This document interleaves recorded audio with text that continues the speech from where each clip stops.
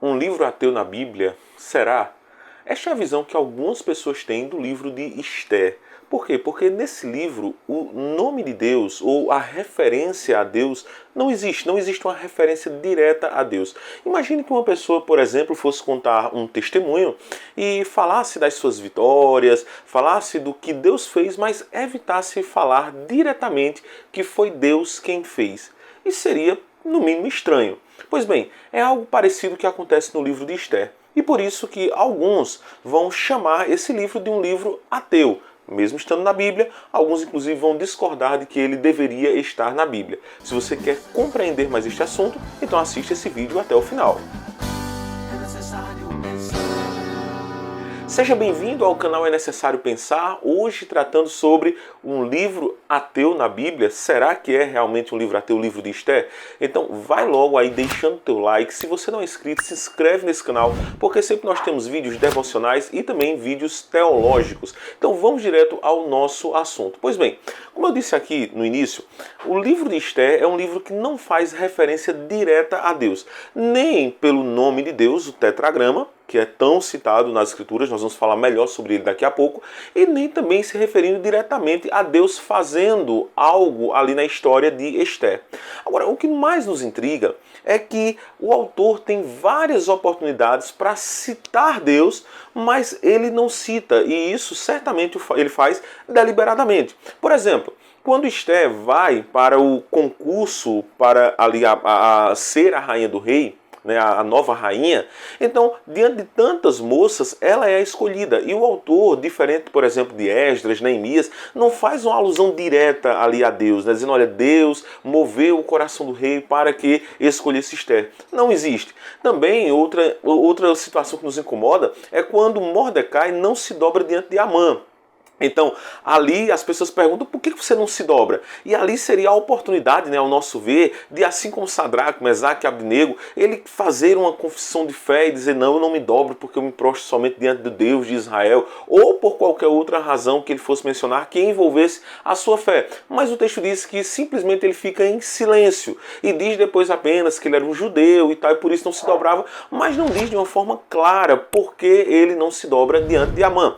Também quando Esther aparece diante do rei, o rei estende o cetro para ela, também não diz em nenhum momento que Deus moveu o coração do rei, e nem mesmo no texto anterior, quando o Mardoqueu, o Mordecai, está jejuando, e também quando Esther manda que o povo jejue, não tem nenhuma referência à oração. Então veja, a palavra oração é omitida, o nome de Deus ou a referência a Deus também é omitido, e isso então tem gerado uma série de desconfortos em muitos comentaristas no decorrer da história.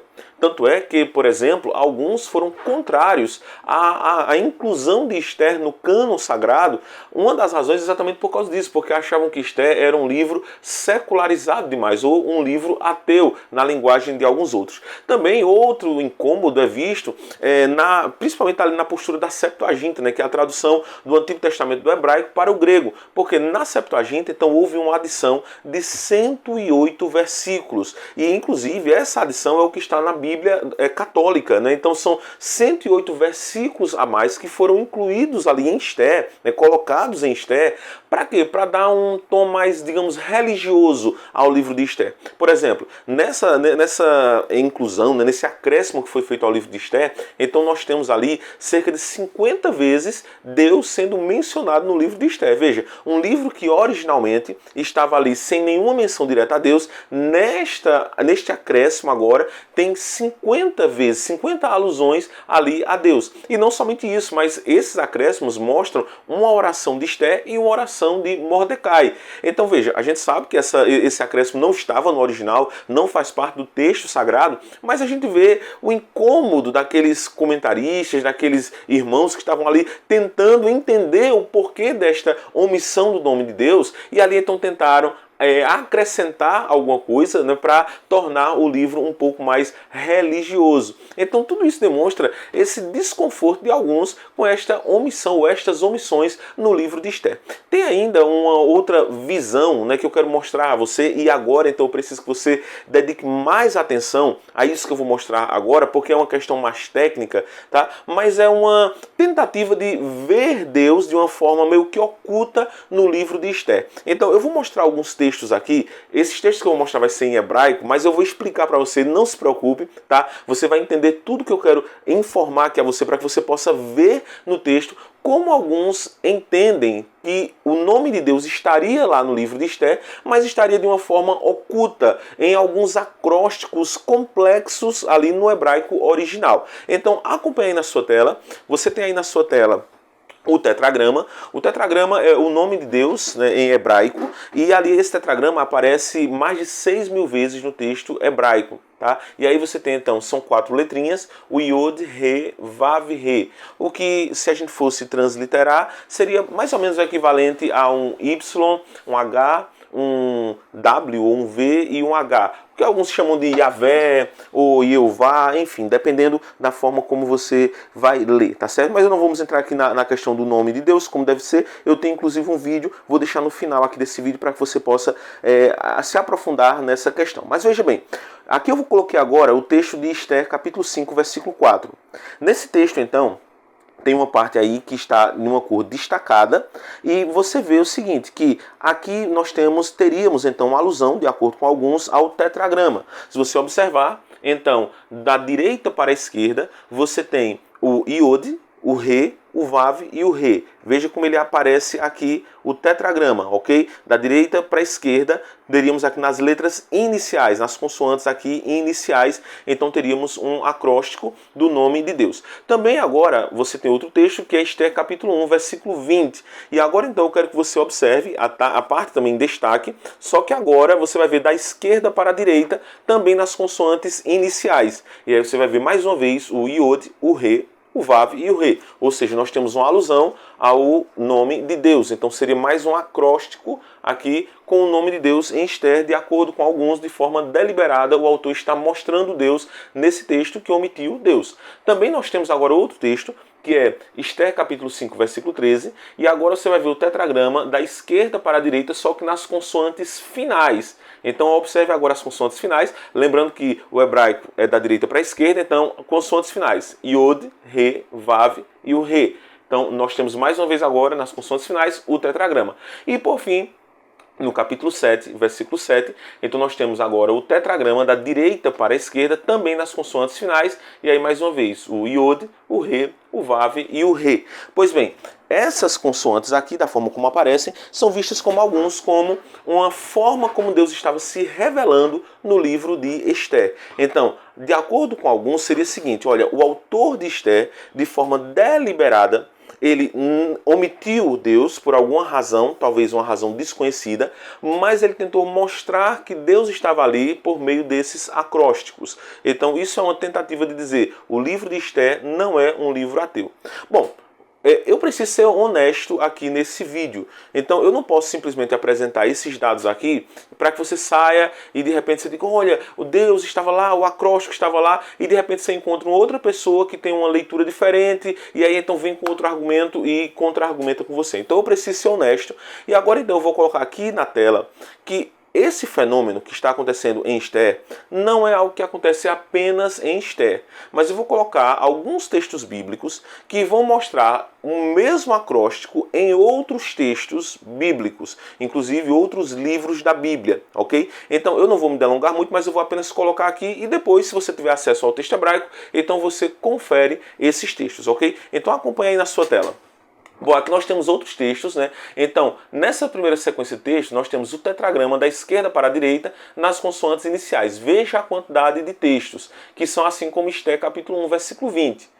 Depois, então, tem os textos, né, o tetragrama da direita para a esquerda nas consoantes iniciais, como Esther 5.4, e tem vários outros textos que aparecem. Também o tetragrama da esquerda para a direita nas consoantes finais, Esther capítulo 5.13, e aí temos outros textos aqui. E o tetragrama da direita para a esquerda nas consoantes finais, como Esther capítulo 7, versículo 7. Então, a questão que está aqui é a seguinte: será que os 4 textos que aparecem em Esther são coincidências, como esses outros textos que aparecem também? Ou será que o autor colocou ali de forma deliberada esses termos para colocar o tetragrama por alguma razão que ele não quis então colocar de uma forma mais direta? Essa é uma questão que nós não sabemos responder. É possível, de fato, que em Esther o autor tenha feito isso deliberadamente, colocando o nome de Deus ali, ou então não. É possível que tenha sido apenas uma coincidência, mas eu quero saber então a sua opinião. Aí nos comentários você coloca a sua opinião. Mas a pergunta central do nosso vídeo ainda continua de pé e nos incomodando. Será que Esther é um livro ateu? E a minha resposta a esta pergunta é: obviamente que não. Esther não é de forma alguma um livro ateu. Pelo contrário, Esther é um livro cheio de Deus. Do início ao fim, Deus não está ausente no livro de Esther. A história de Esther é permeada, é cheia da presença de Deus. O fato do nome de Deus, ou uma alusão direta a Deus, não aparecer no livro de Esther, não quer dizer que Deus não está presente. Pelo contrário, o livro de Esther apresenta uma série de coincidências que estão acontecendo, mas que qualquer leitor vai entender de que de fato não são coincidências. É a mesma questão como os familiares de Amã percebem quando acontece ali o caso com Mordecai, em que você lembra quando Amã é forçado a honrar Mordecai. Quando ele volta para a casa dele, então as pessoas dizem: olha, se esse homem é judeu, então você vai cair diante dele. Ou seja, os próprios ímpios estão reconhecendo que Deus está por trás da cortina do livro de Esther. Então veja, Deus está do início ao fim em Esther. Aí você pode dizer: mas por que o nome de Deus não aparece? Por que não há uma alusão clara, direta a Deus? Exatamente porque Deus tem formas diferentes de agir. Em alguns casos, Deus se apresenta claramente, como no caso de Moisés. Ele diz que eu sou, te enviou. Deus aparece, se revela pelo seu nome,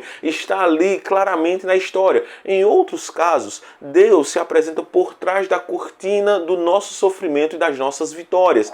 Mas o fato de ele estar por trás não quer dizer que ele não está presente. Então, em cada caso, Deus age de uma forma.